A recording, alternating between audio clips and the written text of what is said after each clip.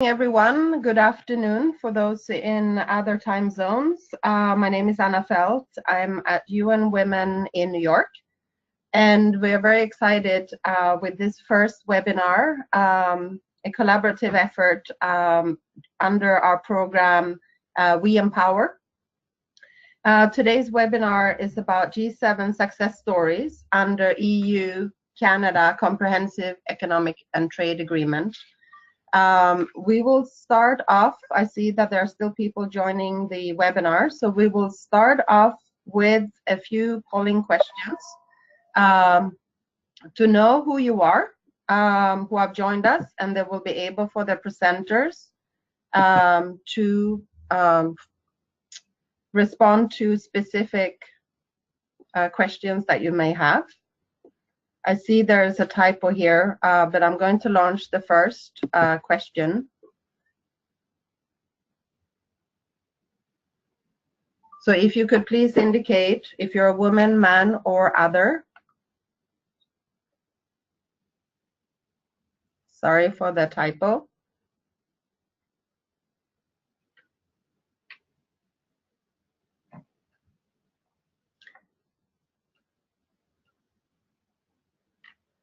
Okay, we have a majority women. Thank you very much.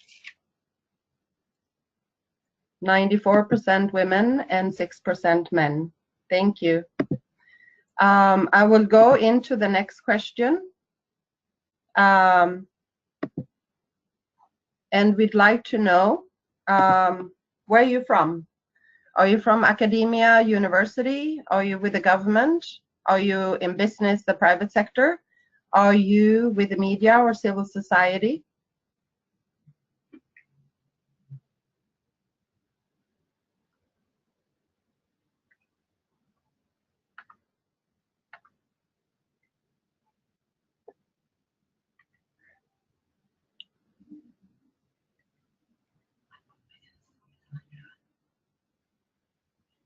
Great. We have a high percentage of business and private sector, 67%, 28% government, and 6% academia and university. One final question before we get started. How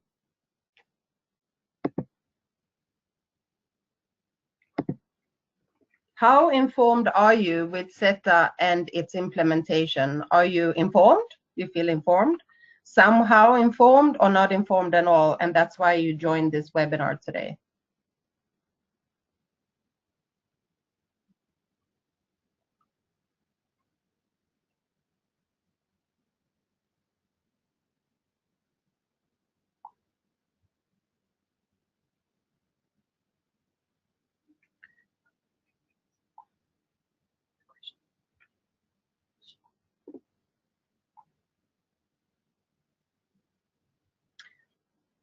Okay, it seems that we have 42% not informed, 32 somehow informed, and 26 informed. So there's a mixed group today, and I hope that would help our panelists to understand a bit better who the audience is. So let's get started. As I said, I'm Anna Falth from UN Women in New York. And we have, we can go back to the agenda. Thank you, Stephanie. I will just give some few opening remarks. And then we are very excited to have Dana Pebbles, who will be moderating the discussion. And we have a group of very exciting panelists and experts that will be talking on the topic today. And she will introduce them, and I will come back towards the end, and I will have a few additional questions for you, and to see how much and how useful the information was that you have, our panelists have presented. But first of all, this We Empower program is a program funded and in partnership with the European Union. And we started 1st of January this year, and we are focusing on women's economic empowerment and we are addressing it through two different tracks. One is really about multi-stakeholder dialogues. This is one of them, where we have a group of business, government, civil society, and academia that discuss issues to further the women's economic empowerment. The focus is specifically on the G7 countries. And for those who are not familiar with who they are, it's Canada, US, Japan, UK, France, Germany, Italy, and did I mention Japan? It's really about having these discussions and engage different stakeholders to see how we can collaboratively and in partnership advance the agenda of women's economic empowerment. The second track is specifically engaging with the business, and this effort to look into the CETA agreement more carefully is one of those efforts to see how we can foster collaboration, partnerships, and trade and business relationships between Europe and Canada and the business in Canada. So today is the first effort to explore what those opportunities are, and we will have a second webinar later on in next year. And we are planning together with UNCTAD, the UN Conference on Trade and Development, to develop a knowledge product out of all the information and knowledge that we're gaining through this exercise. For those who are not familiar with the CETA agreement, it was signed about 2 years ago in October 2016, and it came into force about 1 year ago in September 2017. And it's a very progressive trade agreement, and it really aims to eliminate or reduce 98% of tariffs. And what we have seen since it entered into force about a year ago is a 6.1% increase in the trade. What we want to make sure from UN Women and through this program and together with the panelists and partners that want to partner with us is to see how do we make sure that women are part of this increase in trade, that they know that the agreement is available and how they can actually make use of it for their business relationships between Europe and Canada. So I will be very brief, and I'm very excited about this discussion, and I hand it over to Dana to lead us in the discussion and with the panelists. Thank you so much. Thank you, Anna. Actually, we're very fortunate today to have two people who represent both sides of the CETA agreement with us today. André François Giroux, who is the Secretary and Director of Trade Agreements in the NAFTA Secretariat with Global Affairs Canada, and Liva Andersone, who works with the European Commission, and she's serving as the trade and gender focal point in the Unit of Trade and Sustainable Development in the Generalized System of Preferences for the Directorate General for External Trade of the European Commission. So I'd like to turn it over first to André François Giroux in his role as Secretary and Director of that particular Secretariat. Okay, well, thank you so much for this opportunity. So as part of my responsibility, I'm also the responsible for the administration of the CETA agreement. And then the trade and gender recommendation is definitely a success achievement that we're very proud of within the first year of its provisional application. So why do we have a trade and gender recommendation, you may ask?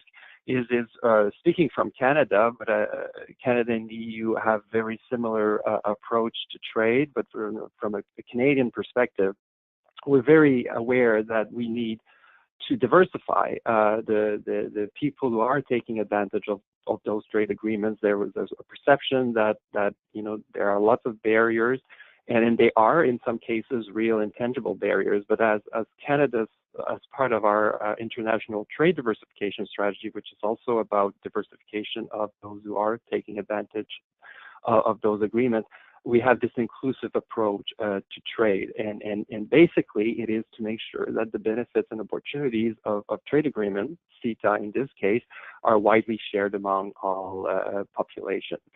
So how do we do this? Well, the trade and gender recommendation is a concrete example of our approach. What we do is of course, when we negotiate a trade agreement, we try to cut red tape to make it as easily applicable as possible, but there is still so much that it's complex. International trade is complex. So the trade and gender recommendation is a recognition that we need to do more, and it's also a commitment by the parties to work together to identify those barriers and then do something about it. So basically, it's that commitment to do more so that more women can take advantage of the benefit that CETA is providing.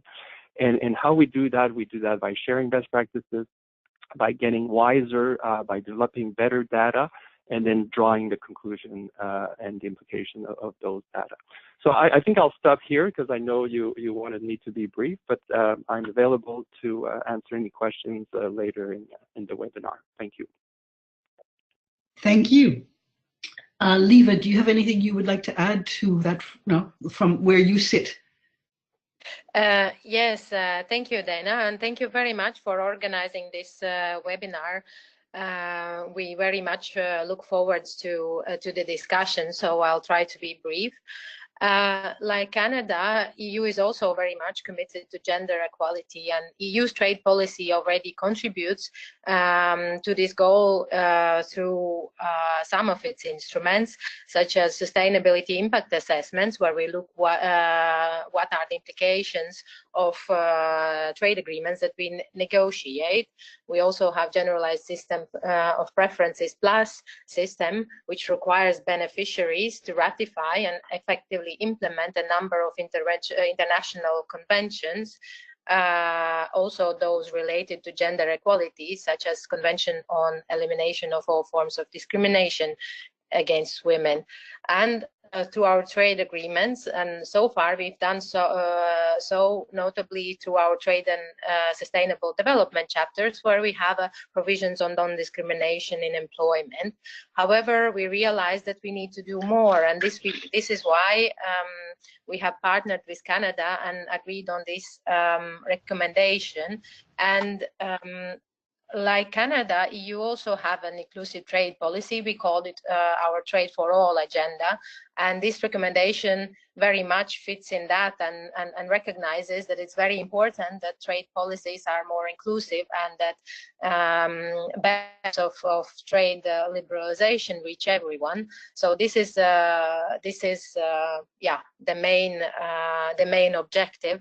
And just to complement André, how we want to do it, we really want to look in detail, what does it mean, these trade and gender links? What does it mean, for women as workers, for women as entrepreneurs, and so on? So I'm very keen to listen to your ideas on what we can do to increase women's access to and benefit from the opportunities created by trade agreements, and in particular CETA. So I look forward very much to discussion, and I'm available to answer any questions if you have. Thank you very much. Thank you. Okay, now we want to move to our panelists, and we're quite fortunate to have 4 people with us today who have considerable experience in this area. And starting with each one, I'm going to list their names, and each person will then introduce themselves briefly, and then we will go on to their particular presentation. So we have Kathy Murphy, who is the Vice President of the UCAN Chamber of Commerce. Maria Marchaisen, who's from the Board of Directors of the Organization of Women in Trade. Karen Kastner, who's the Vice President of Partnerships and Government Relations with the Business Development of Canada, and Jennifer Cooke, who is the District Manager for GTA West in the Ontario region of Export Development Canada, and is the Corporate Lead for the Women's Business Strategy. So if we could start with Kathy, if you could introduce yourself in more detail, we'd be quite pleased to know more about you. Thank you very much, Dana. So I'm the Vice President of the European Union Chamber of Commerce in Canada. We're an umbrella organization of 24 bilateral chambers of commerce and business associations. It's a developing organization with the mission of becoming the business voice of Europe in Canada, and a key resource and main point of contact for European companies in Canada, and also for European companies who wish to do business in Canada. In terms of our partners and activities, in 2017, we received a critical grant from the EU that has helped us to strengthen our work, and it's allowed for the creation of a platform for EU business and for those looking to come to Canada. This was, interestingly, signed, our agreement with the EU in relation to the signing of the CETA. So together with our members and our partners, we promote Europe and Canada. We aim to strengthen the economic ties between Europe and Canada. We offer a number of business seminars throughout the year and networking events. And we facilitate communication and coordination between the various EU organizations in various regions across Canada. Thanks, Dana. Thank you. Okay, Maria.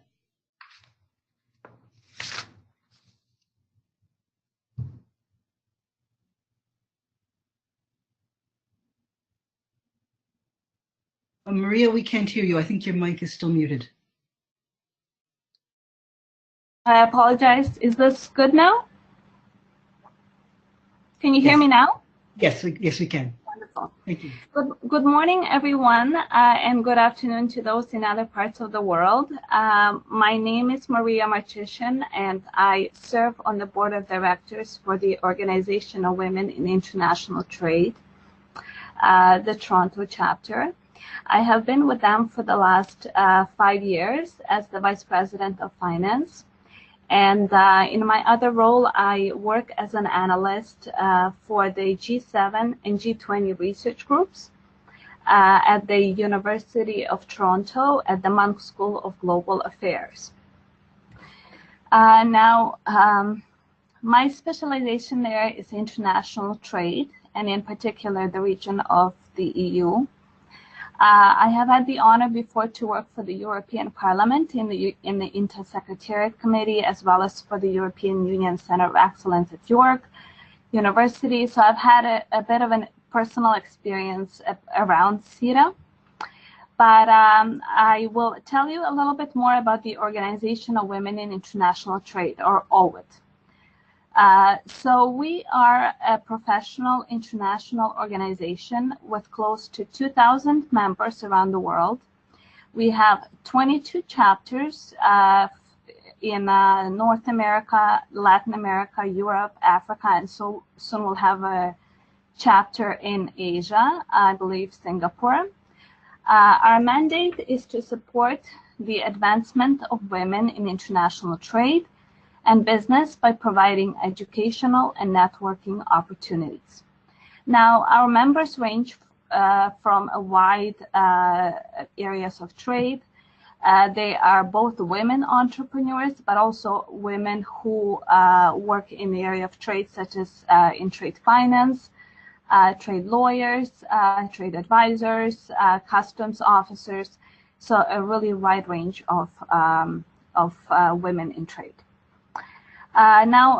With regards to our chapter, we have done a lot to promote CETA before and after the signature. We held workshops with the EU ambassador to Canada, as well as many trade advisors covering various market areas. We have also formed partnerships with the European Chambers of Commerce, in particular the Belgian, British, and French, which lie under Kathy's umbrella. We started hosting more and more events together with them, and we find that these partnerships really expose our members to wider networks of women in trade and other people in taking advantage of CETA. And lately, we've been also invited to sit at the table for consultations as well as advocacy, representing the voice of women in international trade. In particular, we had representation at the international organizations such as WTO, ITC's She Trade Conference, different levels of the Canadian government. We had a consultation with the European Economic and Social Committee about promoting women and CETA, and as well as private sector and other nonprofits. Thank you. Thank you. Karen. Good morning, good afternoon, everyone. Thank you for having me. My name is Karen Kastner. I'm the Vice President of Partnerships and Government Relations at the Business Development Bank of Canada. I'll take a few minutes just to introduce the organization that I represent. But first let me start with our why. Small and mid-sized businesses play a vital role in Canada. You can see the numbers there. They account for 90% of private sector employment, job creation, and 52% of gross domestic product is as a result of what is produced by SMEs in Canada. So at BDC, we are the only bank dedicated exclusively to entrepreneurs. And we do that through a couple of businesses. So one is our loans business, and that's where we lend money to SMEs. And you could go to the next slide.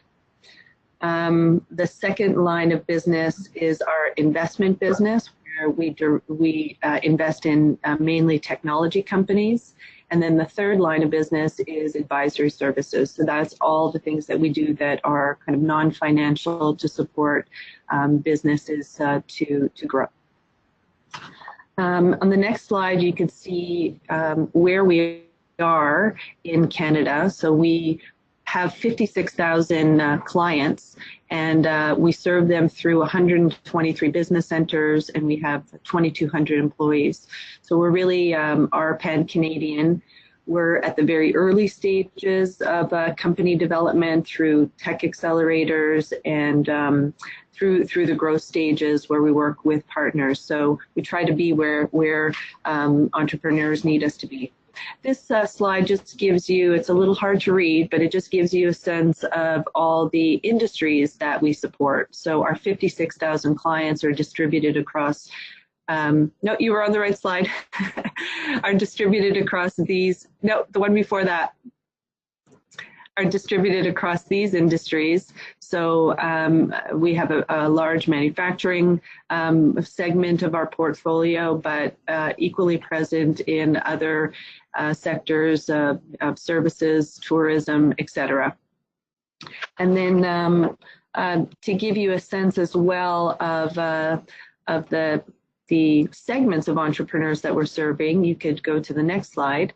We are obviously, a demand-driven organization, but we make a particular effort to serve what we see as being underserved markets in Canada. So Indigenous entrepreneurs, young entrepreneurs, newcomers, women entrepreneurs, and social entrepreneurs. And this slide is available after. I won't go through each of what we're doing for each of these segments, but we do make a particular effort to make sure that we're being accessible across these groups. And then finally, just on the last slide, I wanted to give just a sense of what we're doing in the export space, because that's germane to what we're talking about today.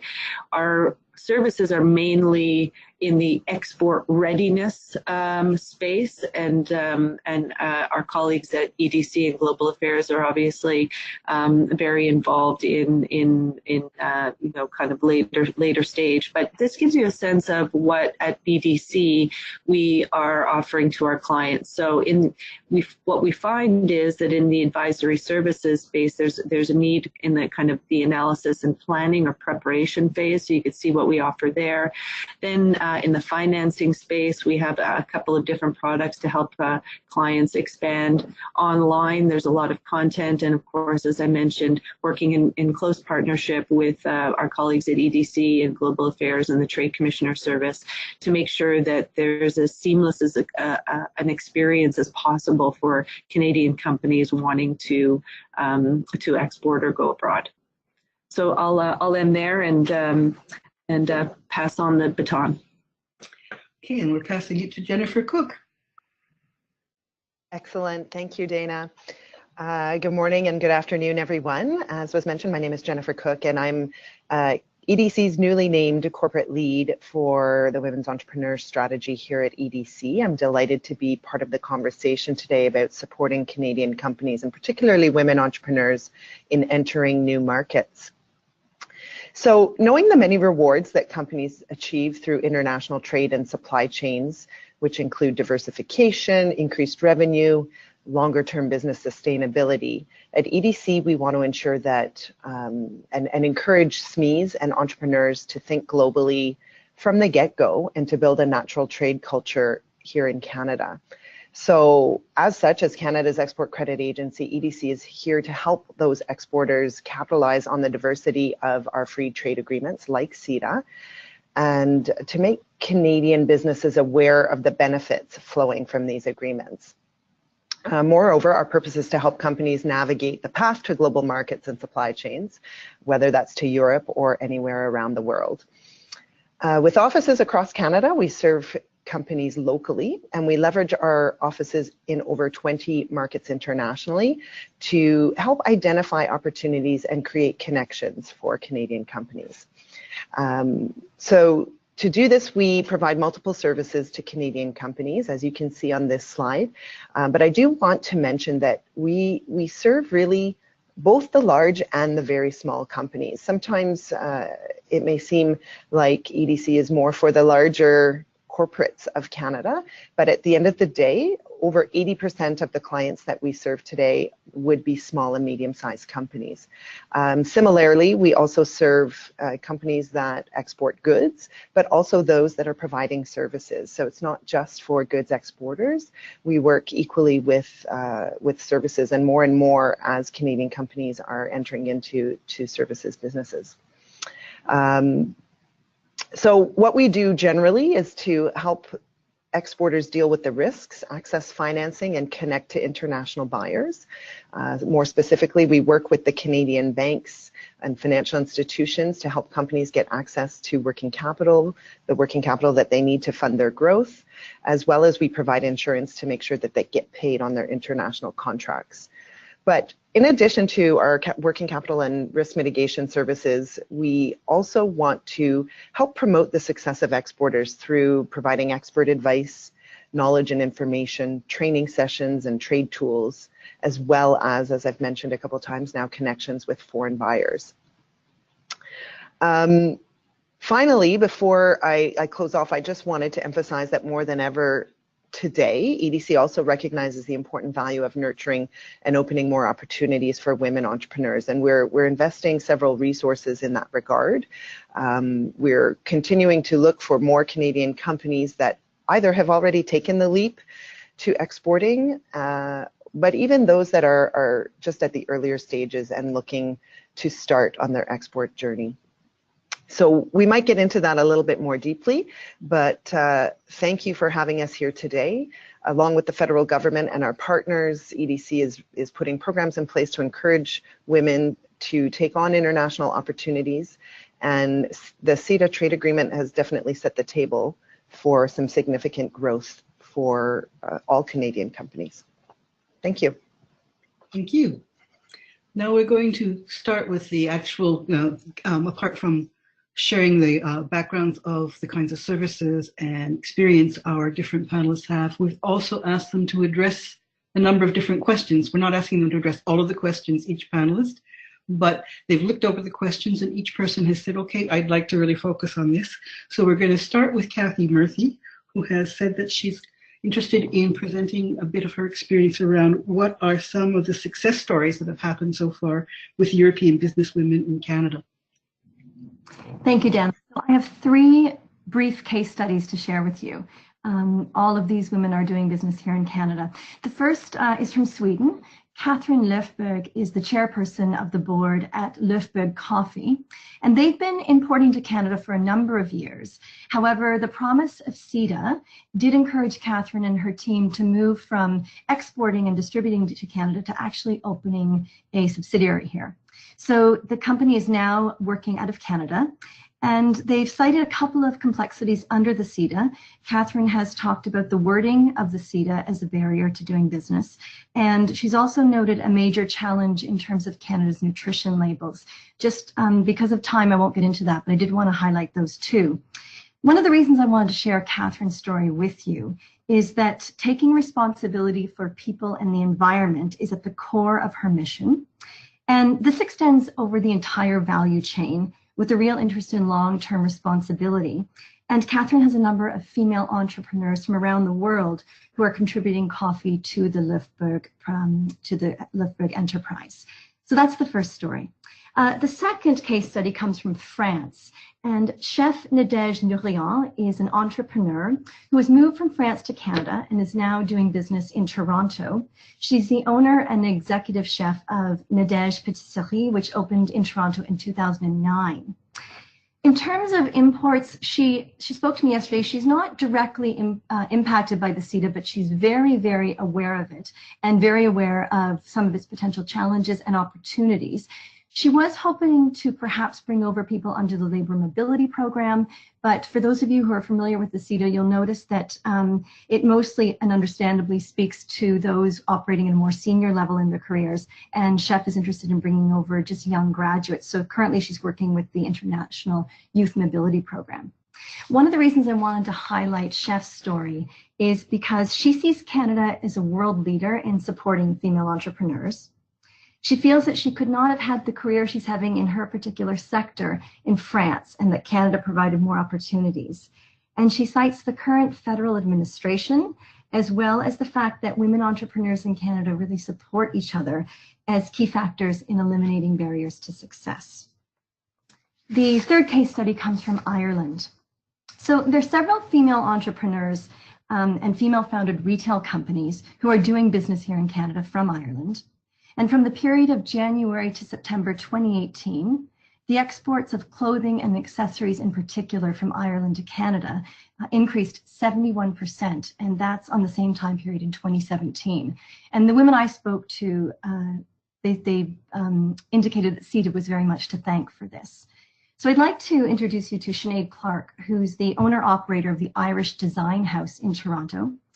She set up this store as a pop-up 3 years ago, but she very much had her eye on the CETA negotiations and thought that potentially, once it was implemented, she might be able to go further. And she's now actually put firm boots on the ground here in Toronto, and she owns her store. She imports textiles, pottery, and smaller craft items. She notes that previously the tariffs were levied at 6 to 23% on this range of items, in particular very high tariffs on woolen goods that she was importing. And now that these have all been eliminated, she talks about being able to sell her products at a reduced cost to her Canadian clients, and more significantly, to be able to put this money back into growing her business. As I wrap up, in terms of best practices, Enterprise Ireland, which is the government organization responsible for the development and growth of Irish enterprises in world markets, actually has an important mandate around supporting female entrepreneurs and female-led businesses. And I'm very happy to put anyone in contact with them if you'd like to know more about how they're working with female entrepreneurs. They also have a number of Irish female tech entrepreneurs doing business in Canada.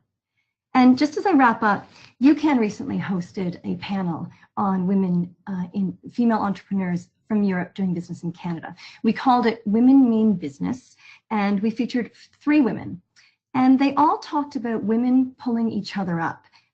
Particularly about bringing new female entrepreneurs who are operating in Canada out to networking events, whether these be cultural events or sector-specific events. And they also talked about inviting female entrepreneurs and nominating, in fact, female entrepreneurs to boards of directors on which these women are already serving.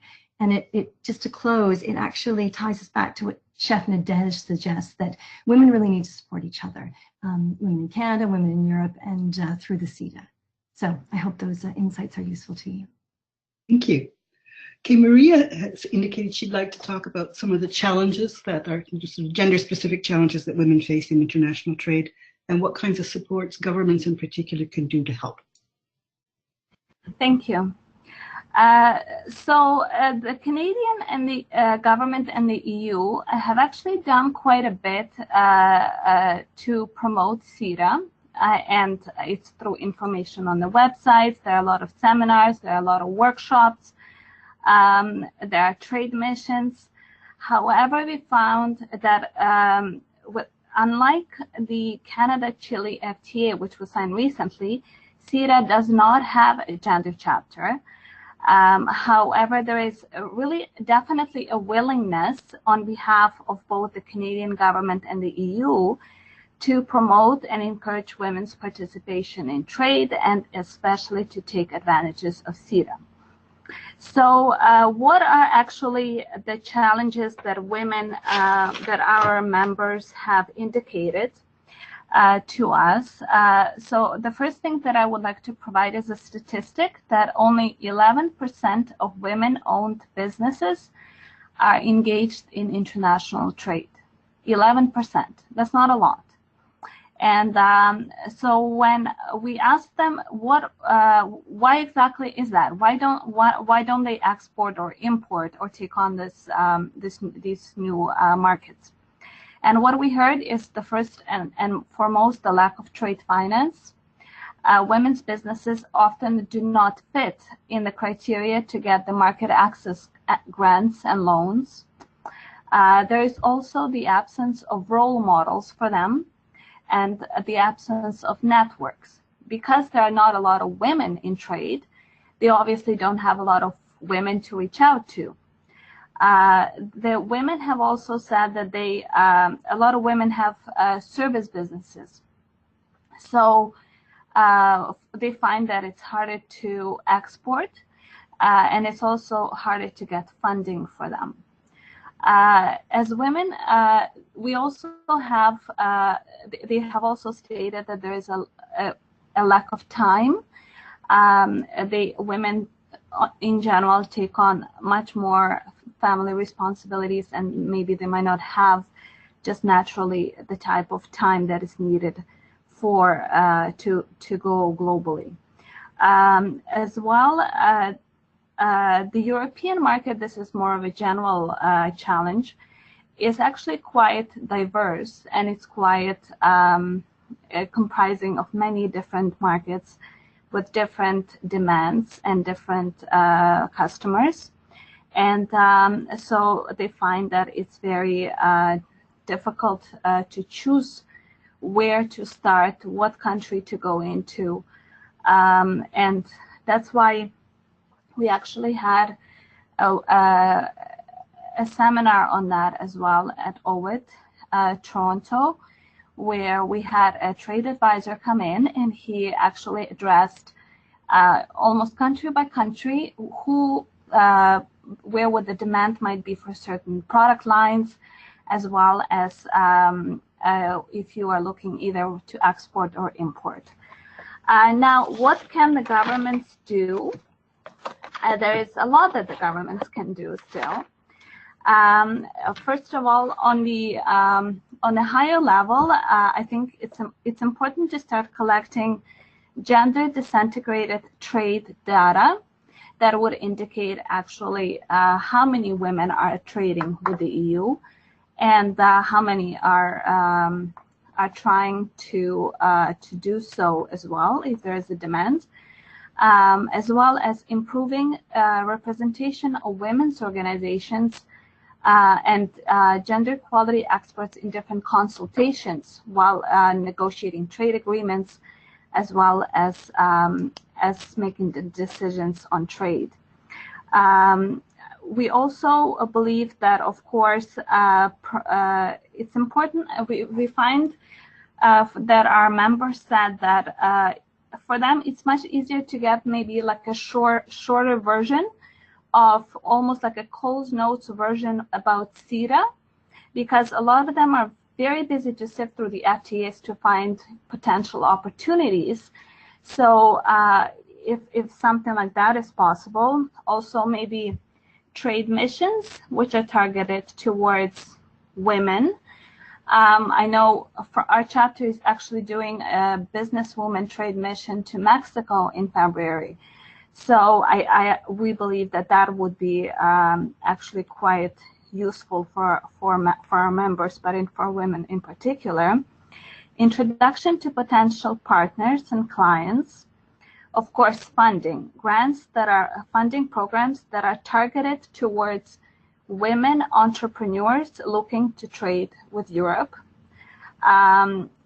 Publicity to get them speaking at engagements and press conferences, as well as possibly set up a physical trade, maybe call it Europe Trade Center, where anyone who's interested can just come in and just to have that physical presence, as well as a human connection, which we find is actually quite crucial in forming trade contacts and trade contracts.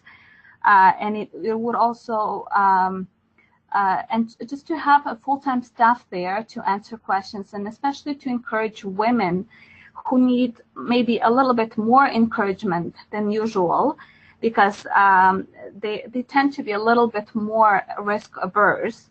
But basically, just to boost their confidence that they can indeed export to Europe, and it is a fantastic opportunity, especially given the current trade environment, and there is a lot of the fact that there is a lot of uncertainty with the trade protectionism around the world rising up. So just to conclude, I just wanted to say that CETA, in fact, could be a great potential tool for women, for women's empowerment through trade. It just needs a little bit of support from the government and the private sector as well. Thank you. Thank you. We have about 15 minutes left. We've got 2 more panelists, and there will be an opportunity for all participants to take part in an e-discussion throughout the next week, and also to do some follow-up questions, because obviously we won't have time for in-depth questions at the end of this, but we wanted to let you know that there will be an opportunity to continue the discussion and to keep going. So we can move to Karen then. Thanks, Dana. So I just wanted to share with you a couple of data points on challenges that we've uncovered over the last couple of years. So we all say that how important it is for Canadian businesses to export, and we often hear back from Canadian businesses, well, I want to, but where do I get started? How do I compete globally? And so we did in an effort to kind of come up with some answers to those questions, we did a survey not long ago of 700 Canadian SMEs, and found that the most successful exporters shared 3 key attributes. The first is that they saw exporting as critical to their overall success. So it wasn't something that they did kind of on the side, it was integral to their business plan. The second is that they did their homework before taking on or being present in another market and taking on foreign competition. So they really didn't do it reactively. They were proactive in assessing the market and seeing what the market was like vis-a-vis their own product or service. And the third is they actually hired someone to work exclusively on international sales. So these are seem very simple, and but there's a lot of work behind this, right? You need to identify the right market. You need to find a reliable business partner. You need to access the financing to make your global expansion a reality. So that was kind of in general in relation to exporters, but we know that for women entrepreneurs, there are particular challenges that they face. And I just want to focus in on a couple of them. One is size. So we know that overall, women-run businesses are smaller than their male-owned business counterparts, both in terms of revenues and in terms of employees. And they're also overrepresented in services and retail industry, which tend to be less bankable, for lack of a better word. I mean, the approval rates are lower in those sectors because they tend not to be asset based. So so size is an issue, and access to financing is an issue, not only because of the things that I just mentioned, but also what we've found is that women entrepreneurs are slightly less likely to use debt to fuel their business. And oftentimes may ask for it too late or for too little or pay it back too quickly. So it's really important that what we found is that the preparation be there, that the decision to be an exporter not be reactive, and that people dream big about their business. So prepare, make use of the great support you could get, and not to be kind of stingy with your company's future. And debt in the right circumstances is a really good thing. It's an investment in your future. It's an investment in the future and growth of your business. I'll just say a couple of words, if I may, about what BDC is doing to help. We have an ambitious goal of providing $1.4 billion to women entrepreneurs over the next 3 years to fuel their business. We have a fund dedicated exclusively to women in tech, so women-led businesses, women-led tech businesses. It's one of the biggest in the world. And we are doing boot camps across the country to help women entrepreneurs deal with some of the challenges that they face in exporting, but in business in general. And basically a lot of other things that really kind of go to the commitment that we have to seeing women entrepreneurs make up a greater proportion of the entrepreneurs that we have in Canada. Thank you, Karen. Okay, now we move to Jennifer, who is going to talk about, sorry? Oh, sorry, I was just going to jump in there, Dana. Okay, well, in that case, I'll let you jump in rather than take up more time. Okay, perfect, thanks. No, I thank you to all the previous panelists, some really great points made by everybody. So not to repeat what a lot of people have said already, maybe I thought what I could do, because EDC, as Canada's Export Credit Agency, one of the major goals of ours is, of course, to help Canadian exporters capitalize on the diversity of our free trade agreements like CETA that are in place to help companies grow and diversify their businesses. So in that vein, what I thought I could talk a little bit about is what are some of the benefits that women could gain through this new trade agreement. Essentially, what's important to note is that for all industries, many industries, the Canada-EU trade deal has put Canadian firms on par with European firms in the world's second largest economic market. As such, CETA has really given Canadian businesses access to 500 new potential customers across 28 countries, where, as it was mentioned, 98% of tariff lines are now duty-free for Canadian goods. So, even beyond tariffs, CETA is truly a modern agreement. It's designed to simplify terms and make transactions more easy between Canadian and European businesses and consumers. It's got simplified regulations and standards which reduce the costs and make Europe easier to access for small and medium-sized enterprises especially. And particularly good for women entrepreneurs who are often in services sectors, as Karen had mentioned. The Canada-EU trade deal benefits service providers and consultants as well. As its title suggests, CETA isn't just about the trading of goods. It's truly an economic agreement which accounts for trade that has nothing to do with shipping containers. There are specific benefits outlined for service providers.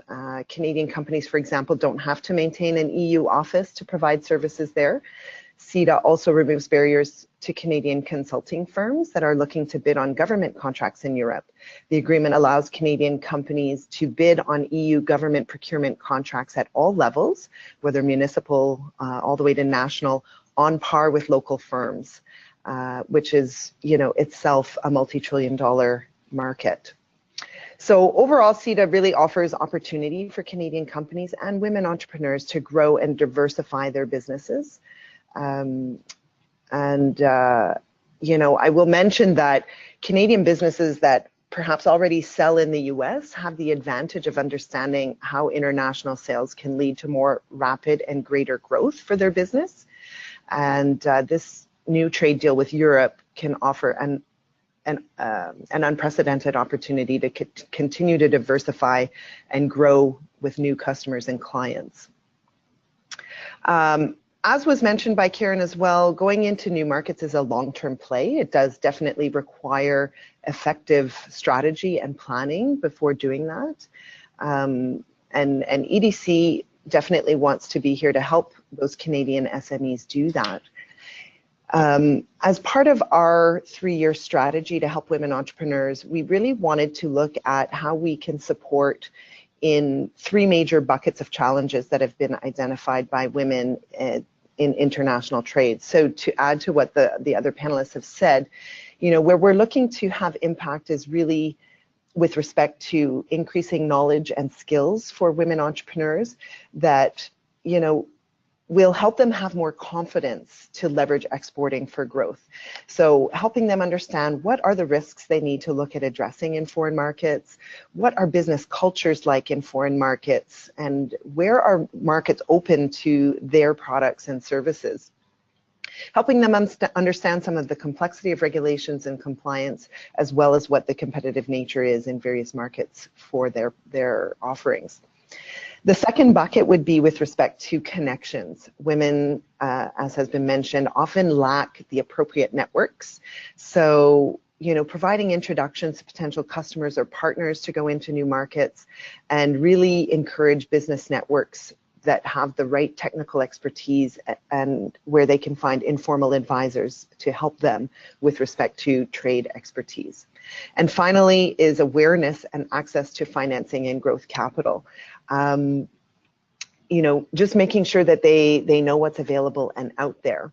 So at the end of the day, when we talk to women entrepreneurs and ask them what's their #1 barrier to exporting, it comes down to how to access these new markets. And similar to what other panelists have mentioned, we often are advising women with a couple of tips: getting to know their markets, finding partners they can trust, committing for the long term, and being flexible with their approach.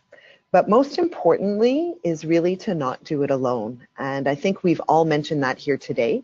Women really do need to take advantage of the resources they have available in Canada and abroad. Start by knowing the Canadian Trade Commissioner Service, as well as especially the team at the Business Women in International Trade department of the Trade Commissioner Service, who are dedicated to helping women businesses find and win international opportunities. Consider joining trade organizations like OIT, like the International Chambers of Commerce that we've heard from today. Membership in those types of organizations can definitely help women develop contacts, educate themselves, and keep up to date on agreements that are in place. And finally, working with organizations like EDC and BDC who offer a variety of resources, women really do need to take advantage. So the more we can have opportunities like this to share, you know, all these supports that are available to women and have women help each other, I think we will continue to see the tides change and see that 11% continue to grow and have more women entrepreneurs exporting and trading globally. Thank you. Thank you, Jennifer. We're kind of coming to the end of our time, but we're going to continue the discussion. I'm going to post the website where you can continue the discussion, ask questions, and carry on from there. But I also then wanted to hand over back to Anna for her final comments.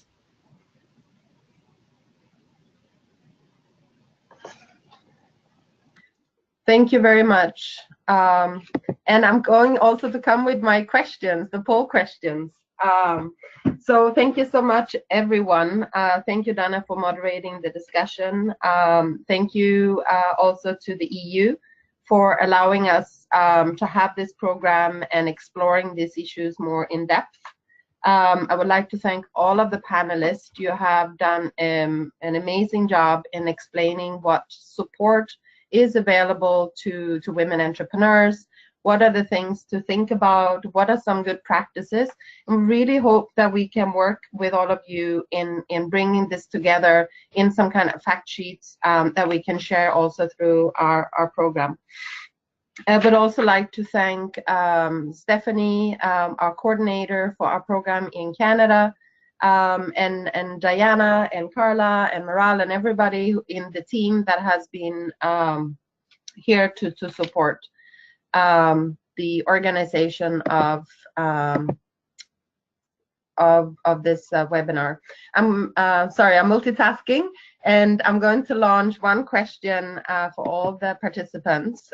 We'd like to know where you're from, and also try to understand a little bit on how this information will be useful going forward.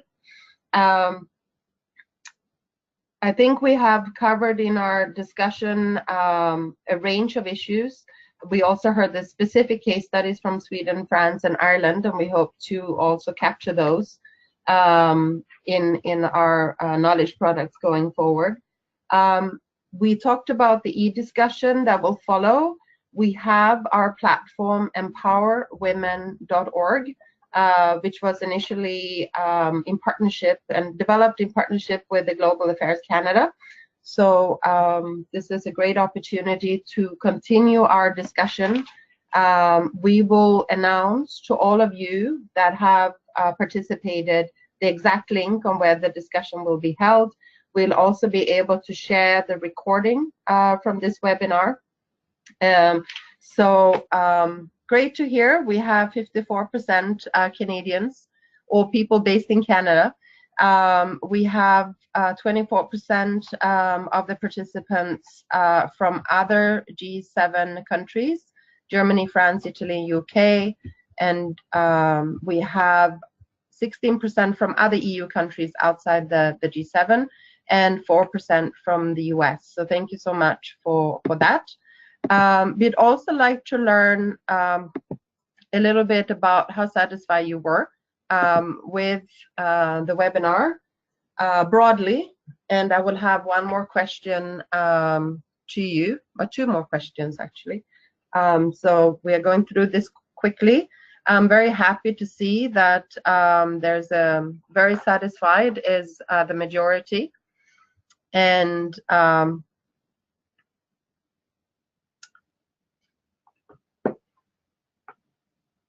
we will organize in early 2019 a second webinar on the same topic and go a little bit deeper in.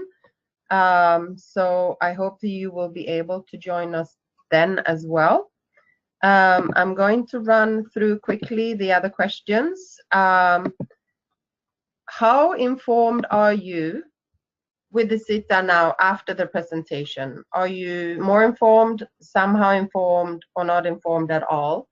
But that you got the information, you didn't get sufficient information.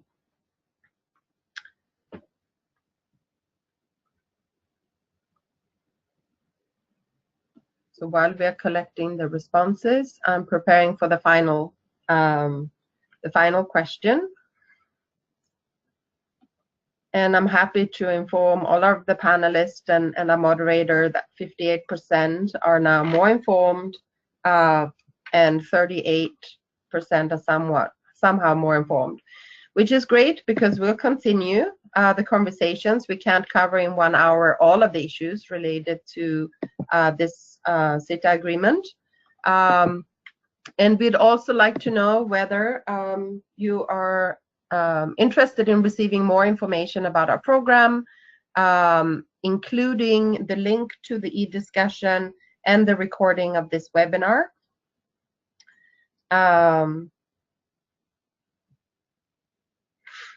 Great. We have a great interest to be connected and to continue this conversation. So 95% would like to be connected and continue this work together. And again, I would like to thank all of you for your very exciting contributions, and I really hope that we'll be working together, including on a knowledge product that can feed into the next webinar. So thank you everyone, and thank you for all of you that have participated in the webinar. We'll be reaching out to you and share the information that I mentioned. So thank you so much, and thank you everyone at the EU in Europe as well. Thank you.